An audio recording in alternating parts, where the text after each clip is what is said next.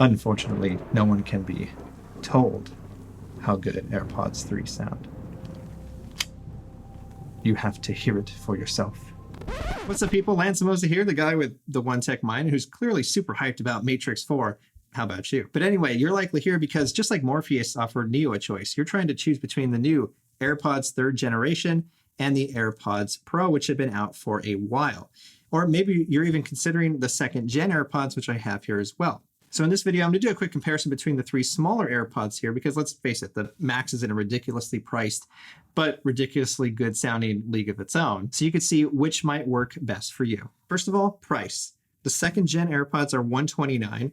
The AirPods Pro are still $249. And right in the middle, the AirPods 3rd generation are going to run you $179. Even though they have different price tags, they have some things in common still, namely the H1 chip for really long Bluetooth range. They have Bluetooth 5.0. They have you-know-who support. I'm not going to say it. You're welcome. But they are very different in other ways. So for battery life, you're looking at 4 hours on a full charge with just the AirPods for the 2nd gen AirPods here, and then 4.5 on a full charge, just the AirPods, not the case, for the AirPods Pro. So very similar battery lives, and that's because the AirPods Pro do active noise cancellation and transparency mode, and the 2nd gens do not. What's really interesting is the 3rd generation AirPods actually have the best battery life among these 3 at 6 hours on a single charge, and over 30 hours of charge when factoring in the case battery. As for form factor, the AirPods were widely criticized for a long time because of their shape and the long stem, and that's still the case with the 2nd gen AirPods here. And of course, they have a much different shape now than the 3rd generation AirPods, which are more like the Pros in terms of their shape and design. As you can see right there, just without the tips. They're very similar in shape and look and feel. In terms of fit, if you're like me and have a really big ear hole, for lack of a better word, the original AirPods design and the 2nd gen here do not stay very well in my ears. The right one, as you can see here, is very loose, and even if I shake just a little bit, it falls right out. That's always been the case, and I've always despised them for that. So when the AirPods Pro came along, I naturally bought some of those, and these fit very well in my ears and probably are the best among the 3 here in terms of staying put and not coming out, because of course they go in your ear. But sadly, I can no longer wear the Pros because they actually make my tinnitus worse. I have ringing in my ears, and they make it worse, I found. So that really sucked when I found out I couldn't wear those anymore. So I was really excited to see this new design in AirPods 3 because it's the same shape as the Pros. They do fit a bit better than the original AirPods. The right one is still a bit loose. The left one still fits me better, but overall it is a bit of an improvement. As you can see, I can shake my head and they don't really fall out. I probably look ridiculous right there. They don't fall out nearly as easily as the original AirPods. So if you have big ear holes like I do, the Pros are probably still going to fit you best and stay in your ear better than these other 2, but just know that the 3rd gens do fit a little bit better. So we have some progress at least. Now, in terms of features on paper, the AirPods Pro for $249 have active noise cancellation and transparency mode, which is pretty good for earbuds. Both the 3rd gens and the Pro support spatial audio with dynamic head tracking. So that's when you're watching supported content and you turn your head to the left or right, the audio will follow you and pan around with your head movement. For music, you either kind of love it or hate it. That's a Dolby Atmos playback on Apple Music available for certain songs.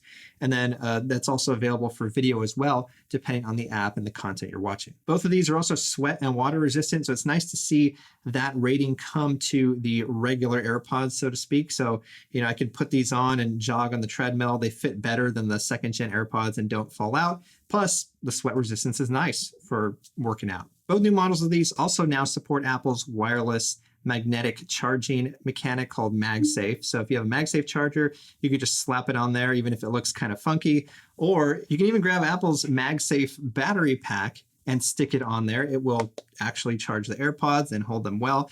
At the expense of looking really weird, but it does work. In terms of controls, the 3rd gens are very similar to the Pros now. They have that shorter stem with the force sensor here that you squeeze once for play pause, double tap to go to the next song, and so on. The major difference is that if you hold down the force sensor on the 3rd gens, it engages Siri. So that's different because if you do that on the Pros, it turns on and off transparency mode and noise cancellation, something that the 3rd gens don't have. Now, the second gen still have that tapping mechanics. You have to tap them to get them to do stuff, which I really didn't care for. I think the force touch sensor on the third gens and the Pros are a much better mechanic. One more cool thing about AirPods 3, they have an actual skin detector on here. So it can detect when it's actually in your ear and touching skin, as opposed to, you just shove these in your pocket real quick and the music keeps going because it thinks they're in your ear. And in terms of sound quality, these two are very similar. They both have high excursion, specially designed drivers that were custom made by Apple, of course.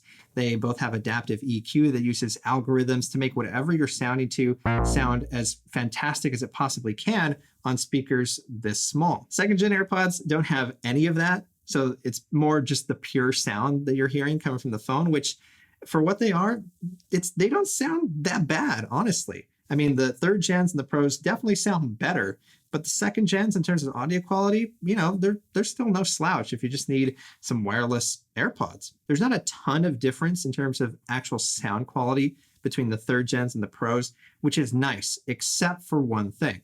But real quick, if you're finding this video helpful, make sure you give it the old thumbs up, subscribe to help build the most obsessed community in tech, and ring the bell so you don't miss anything else. Because the Pros go inside your ear canal, they have a better fit as mentioned, and they produce a better bass response. So these are definitely going to be more bass heavy. But as for which one you should ultimately buy, well, that's up to you. But I'll give you a few reasons why I think you could buy each of these. You buy the $129 second gen AirPods here if you want something that's not crazy expensive, but you want it to work really well between all your Apple devices. And you're okay with the fitment here. So you might have small to medium-ish size ears and not super large ear holes like I do. And you also get these if you're not super critical about audio quality, or maybe you're going to be on conference calls a lot and you want to alternate the left and right. I used to do that a lot with these. These are fantastic for those reasons. Or, maybe they're your kid's first AirPods and you just don't want to spend a lot of money. Now, from the low end to the high end, you get the $249 Pros if you really want the best possible earbud experience Apple offers, including active noise cancellation and transparency modes. And if you have problems with these two models fitting snugly in your ears, like I tend to do, the Pros might be a better option for you as long as you don't mind the silicone tips and their in-ear nature. And if you listen to a lot of bass-heavy music, because they form a tight seal in your ears and have a much better bass response than the other two AirPods. And the reason you get AirPods 3 here for $179 is because you don't want to spend $70 more just for active noise cancellation and transparency modes, or maybe you don't listen to a lot of bass-heavy stuff, or particularly like the in-ear silicone tip design the Pros have. So for those reasons, I really believe AirPods 3 are the absolute best value across the entire AirPods line, including AirPods Max. You're going to pay at least $70 less and get 80% of the AirPods Pro experience, give or take, which is a fantastic deal. So that's it for a quick AirPods comparison. I really hope you found this video helpful in any purchasing decisions you have coming up, maybe for yourself or, for the holidays. They are right around the corner, and AirPods make an amazing gift. So let me know down in the comments below what you thought and what you may be picking up. And until next time, thanks for listening to my One Tech Mind.